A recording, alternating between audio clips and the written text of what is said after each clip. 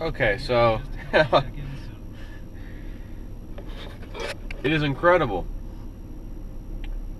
Another Bitcoin bank, as they're calling it, has shut down after a security breach allowed thieves to steal a large quantity of Bitcoins. Flexcoin, which is the name of this particular Bitcoin bank, made the abrupt announcement on its website Tuesday, admitting that it had been robbed of 896 Bitcoins after a thief or thieves managed to collect them from Flexcoin servers and transfer them to 2 Bitcoin wallets.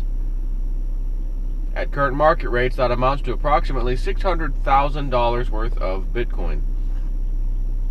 Quote, as Flexcoin does not have the resources, assets, or otherwise to come back from this loss, we are closing our doors immediately, Flexcoin said in a statement.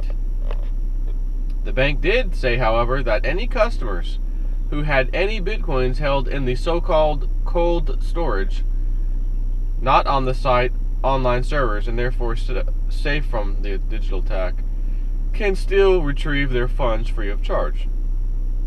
Flexcoin also said it will work with law enforcement to decipher the source of the attack.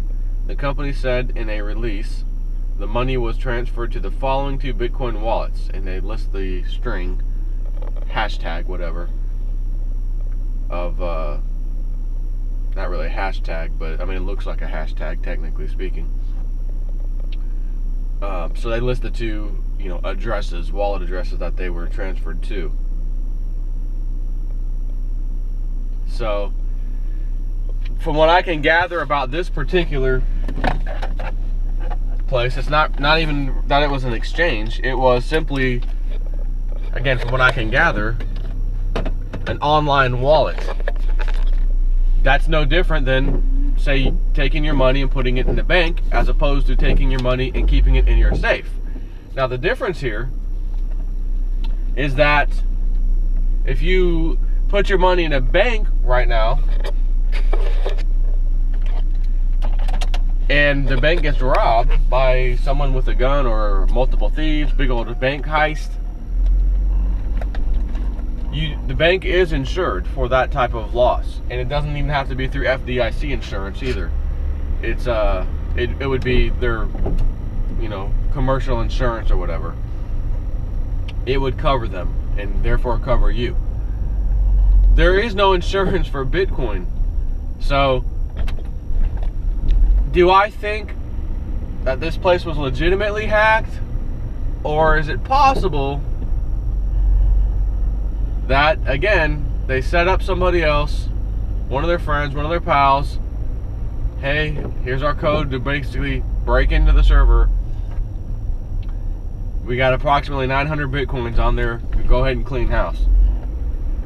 You got to think about this. If you're a thief, do you go out and wipe out the entire Bitcoin supply of one place that you're targeting, knowing immediately that once that happens, okay, they're going to find out and they're going to start tracing this down to the Bitcoin addresses that we've sent this to? First of all, I mean, wouldn't you want to take a little bit? You know what I mean? Take a few Bitcoin, maybe take 100 Bitcoin, not 900, so it's a little less conspicuous or inconspicuous. So, try to be inconspicuous. So, I don't know. It's possible.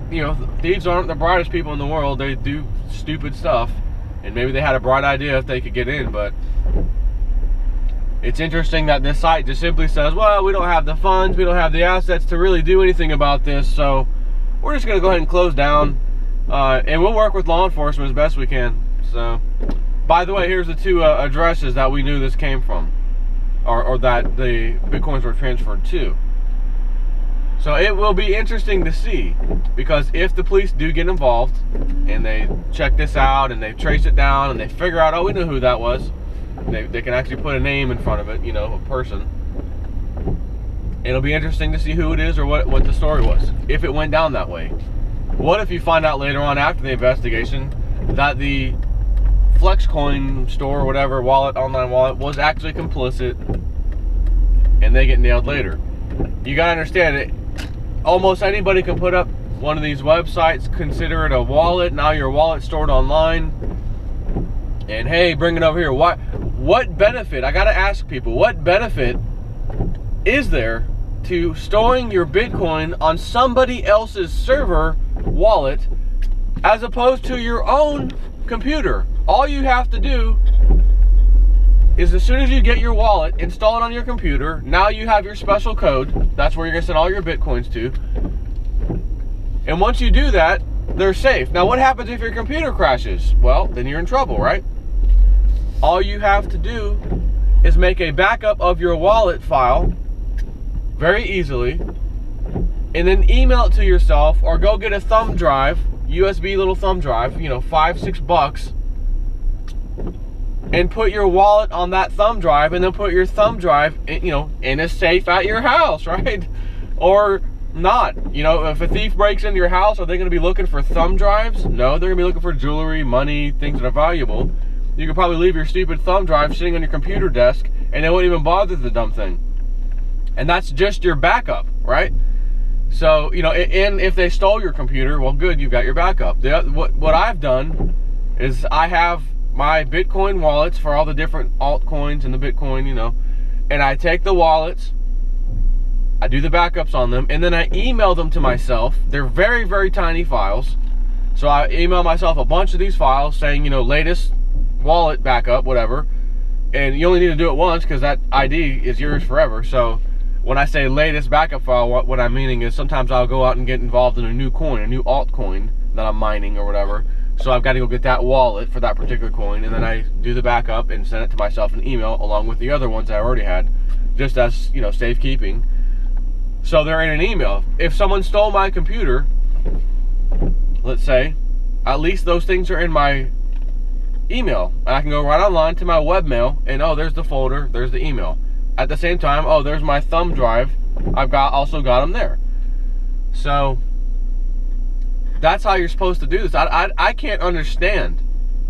I cannot comprehend why people are putting their financial lives in Bitcoin in someone else's hands that they don't even know. You remember the first story, one of the first stories I read about this 18-year-old kid in Australia had, you know, basically ran off with $1 million worth of Bitcoin and you know, got caught? How many other stupid people out there are going to do the same thing? These people are out there. There's criminals everywhere. And this is so easy to do. That's why this is probably happening. So I'm at a loss for words with how these people continue to do this. But they're all sheep. So that's what sheep do. They trust the system, and the system screws them every time. Take care. Let's say at least those things are in my email, and I can go right online to my webmail, and oh, there's the folder, there's the email. At the same time, oh, there's my thumb drive. I've also got them there. So that's how you're supposed to do this. I can't understand. I cannot comprehend why people are putting their financial lives in Bitcoin in someone else's hands that they don't even know. You remember the first story, one of the first stories I read about this 18-year-old kid in Australia had, you know, basically ran off with $1 million worth of Bitcoin and you know, got caught? How many other stupid people out there are going to do the same thing? These people are out there. There's criminals everywhere. And this is so easy to do.